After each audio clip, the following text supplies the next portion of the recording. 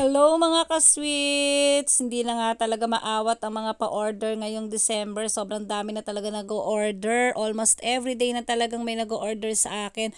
Lalong-lalo na itong aking puto cake na napaka sobrang mabenta talaga. Ito yung one of my best seller talaga. Nakikita nyo naman overload sa toppings. Talagang hindi tinipid. Nakikita nyo naman kitang-kita ang ebidensya.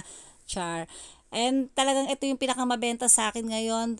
Binibenta ko to 250 pesos lang. Ang makakakain nito nasa 5 to 6 persons na depende. Kaya din niya ng 6 to 8 persons. Ayan.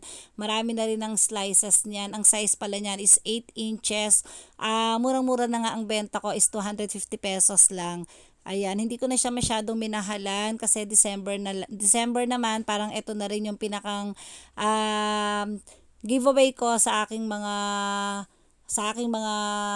customers, ang discount na 50 pesos. So, yun ang pinakang giveaway ko sa kanila kasi December naman, mga ka-sweets.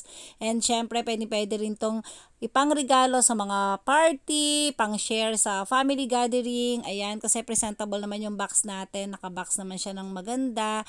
And syempre, lalagyan din natin siya ng sticker ng Gelay Sweets. Ayan, ito na talaga yung madalas in-order sa akin ngayon. Almost everyday talaga to.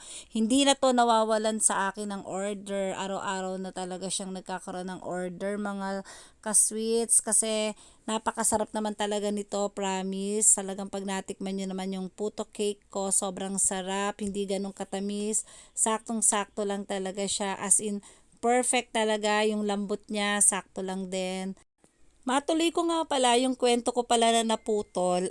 Bakit nga ba ako nag-start sa pagiging baker?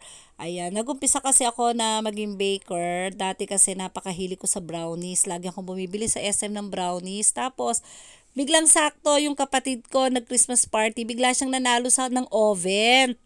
Pagka panalo niya ng oven, ayan, agad-agad akong naghanap talaga ng recipe ng brownies. Yun ang unang-una kong tinry na binake. Siyempre, hindi siya ganun ka-perfect kasi first time ko pa lang siyang binake, pero okay na din. Then, kinabukasan, nag-bake na naman ako.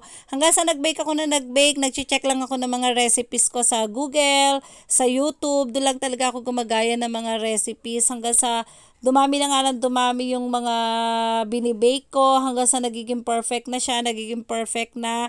Nagpo-order din ako ng cake. Syempre, nung una, hindi rin ganun kagandahan, hindi rin ganun ka-perfect yung mga cakes ko. Syempre, nag-uumpisa pa lang. Sumobra na naman ako sa kwento. Bye-bye!